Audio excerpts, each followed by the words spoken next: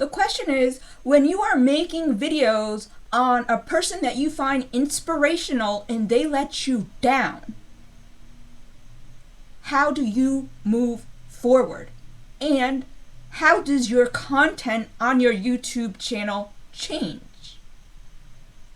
That is what I'm going to answer. If you guys are not aware, A Legendary Night, I have made 2 episodes. I had a planned total of 7 episodes I was going to make. I just finished and premiered Name That TV Show, Game Show video. As I was making that video, that's when I learned of August ticket holders no longer being able to see their show. It was being canceled and refunds were going to be handed out.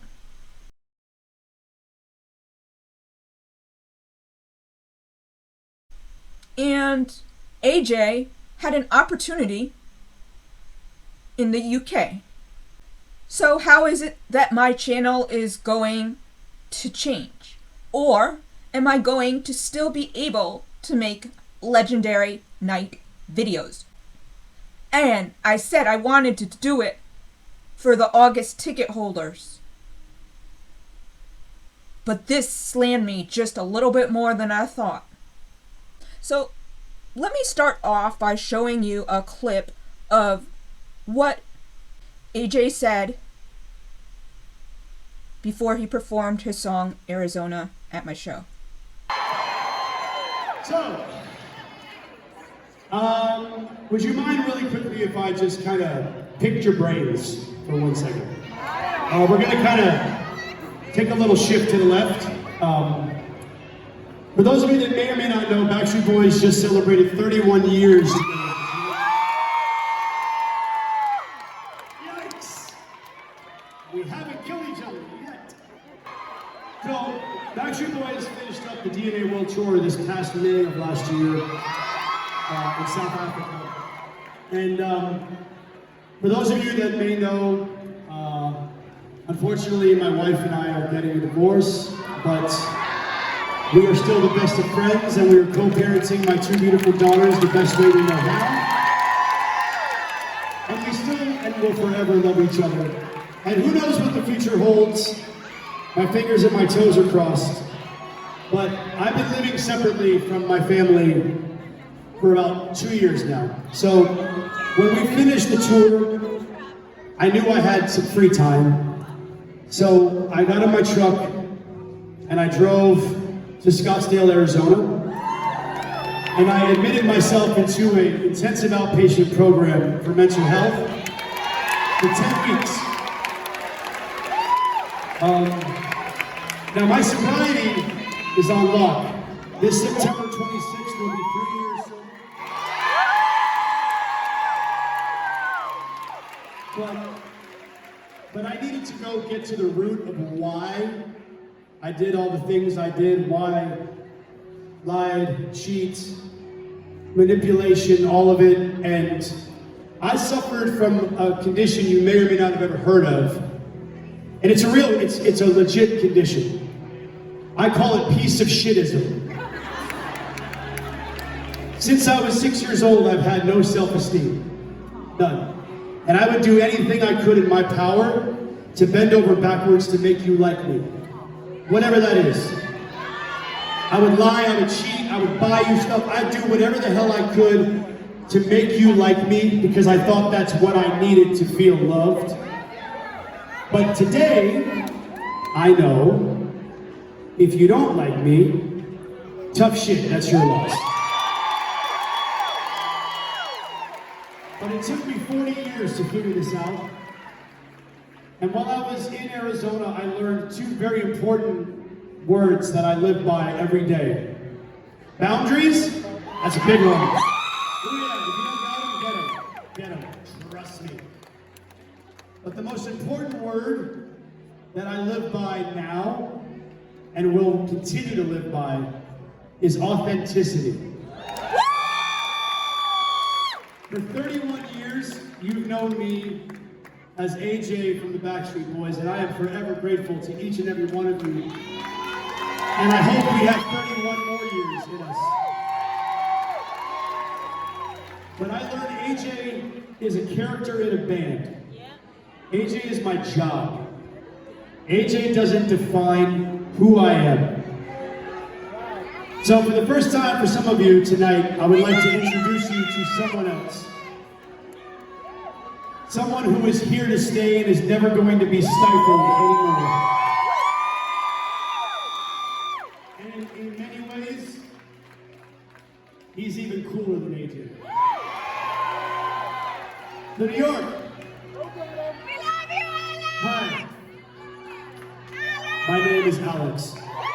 After hearing that speech that AJ made in front of the audience, would you not be impressed? Would you not find him inspiring? I think what he said is, and there's a lot more that I've heard in his interviews, podcasts. If you don't, I want to explain myself, and I did make that long form video, and I'm going to use some of that in my explanation.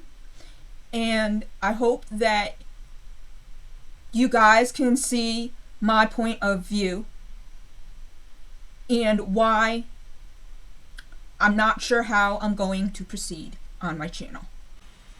In the Facebook group for this concert, people have been asking why the August dates for this legendary night with Joey Fatone from NSYNC and AJ McLean from Backstreet Boys have been canceled and people are being refunded. I feel really bad for those people. Everybody has certain reasons why they want to go to a show. I have my personal reasons for why I wanted to go and see this specific concert. If you don't know, I lost 20 years of not even knowing that the Backstreet Boys were still around. The Backstreet Boys helped me out of my depression that I was in the summer of 2021, and I found their documentary. And what did I do? I researched 20 years of music. And how did I learn about everything AJ's been through? I found interviews. Like, I had no clue. He was on Oprah in 2001. And the boys joined him. I had no clue that he's gone through multiple rehabs for addiction. He has been on so many different talk shows, podcasts, interviews, and he doesn't touch upon everything that is stated in this clip from the Legendary Night show in Portchester, New York. I'm a person that was able to see the show, and I recorded it. Just like I recorded Backstreet's Back at the Beach as much as I could for the first time for my first concert, and I documented it. But all of these interviews that he has done talking about his addiction, his identity, his ability to just always be in AJ mode and not knowing how to separate AJ and I guess the rest of his life. So I think that's where the term boundaries comes in for him. I am sure that there's a lot more than just that. Then he speaks about authenticity, and the person that I liked, I want to say, is Alex. That is the person that did all the interviewing. That's the person that gave me hope. It's not just the Backstreet Boys that dug me out of my depression. It was his story, how he's overcome these things, but he's still fighting through this sobriety. It's a challenge every single day. These are things he said in interviews.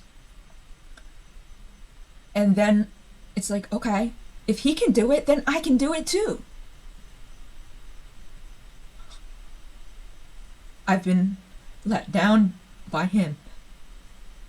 But this is the one statement that really bothers me. He says, "Today, if you don't like me, tough shit. That is your loss." I said, I felt hurt. Like, my heart hurts. Like, why? I talk about inspiring people. I think of him as a inspiring person, overcoming, struggling with things in life, and providing me motivation. I wanted to go to that show because I knew of his speech. I saw it on YouTube. And my roommate in Cancun had already been there. And she said, it would be great for you to go. And that's exactly what I did. And I had a blast. But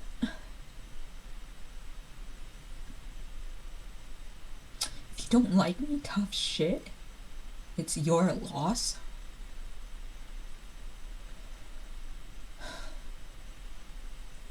What I don't like is his decision making. As Joey had said, he had a great opportunity that he couldn't turn down.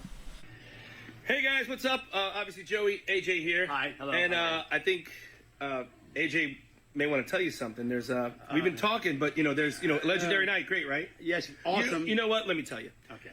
Things happen, obviously. They do. People get jobs, people get gigs, and here's the greatest thing about him. He got a great opportunity to where we actually have to cancel and move some dates in the month of August for the Legendary Night Tour. Yes, I know, I'm sorry. I am sorry.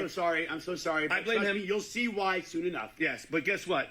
We're going to be hopefully adding more dates. We're going to have a lot more fun. Trust me, the Legendary Night is not over. But we want to make sure to let you guys know and be aware of what's going on. And we love you guys and thank you so much for supporting us and being out there for us for Legendary Night. And we will see you soon. We will see you soon. Love you. Love you. Bye. That was put out on Instagram on July 23rd.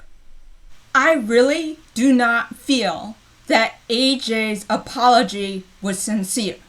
I feel Joey was more apologetic in the way that he spoke than AJ. And then AJ says, you'll find out what it is, the opportunity, later. I feel like that's unacceptable apology. Everyone has different values, beliefs, come from different backgrounds. He just basically broke what I believe, everything that he has spoken about himself, working on himself, everything, and then gone and canceled these shows.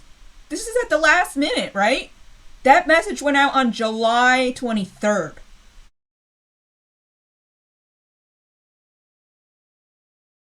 That cancellation picture was on July 24th.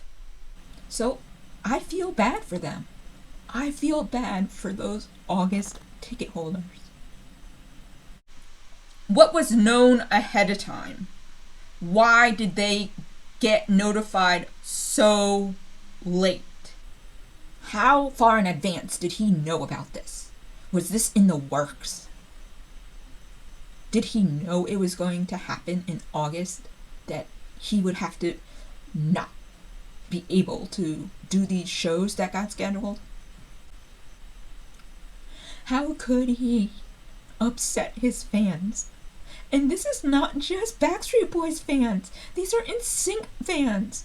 There were both NSYNC and Backstreet Boy fans and fans of both bands there. And who else suffers from his decision making? Those NSYNC fans. And so does Joey Fatone.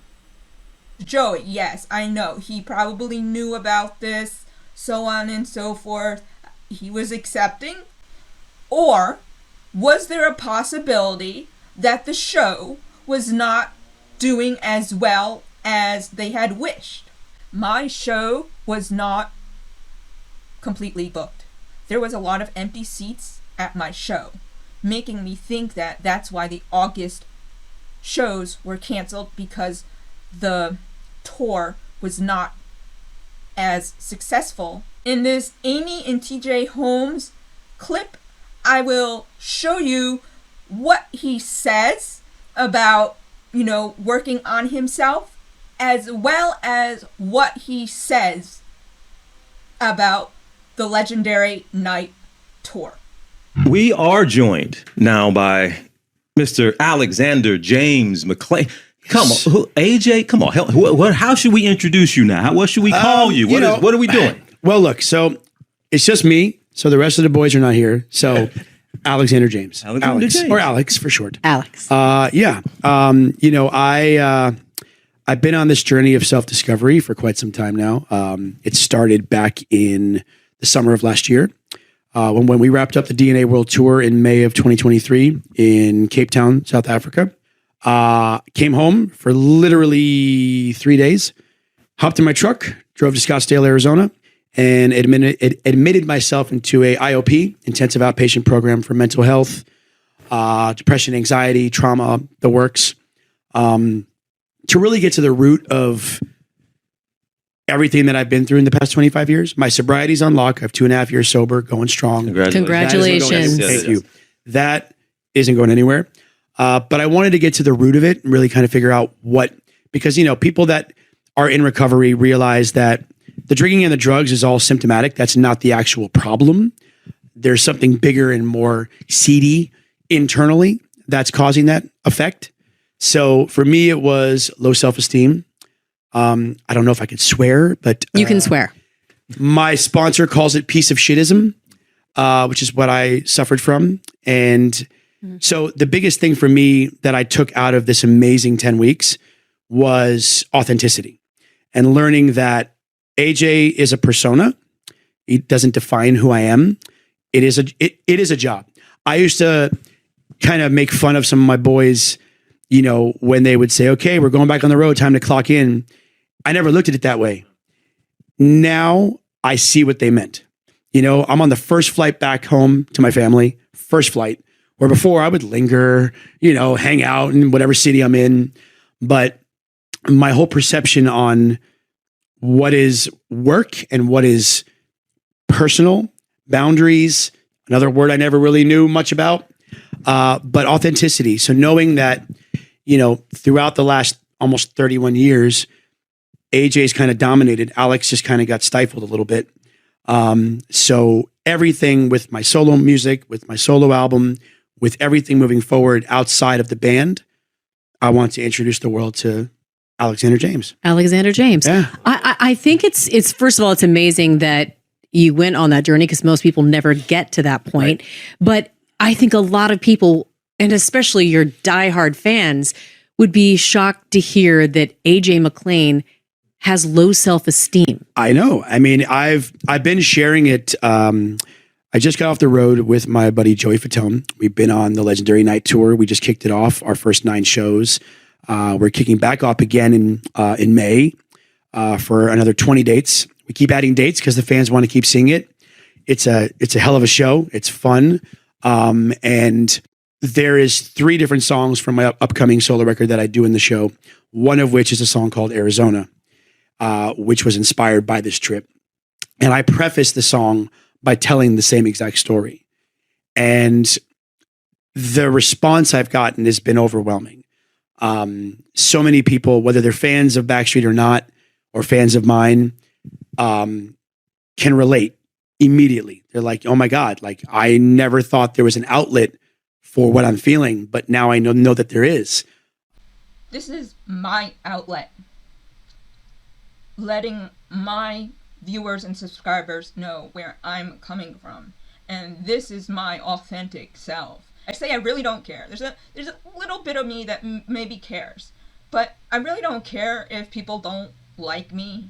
I guess there's always going to be a little part of me that's going to feel that way because I've seen it in that Facebook group. People hate the fact that I talk about August ticket holders and being empathetic for them. Let me just say that I feel that AJ and I are similar in many ways. Has nothing to do with drinking and sobriety because I don't drink.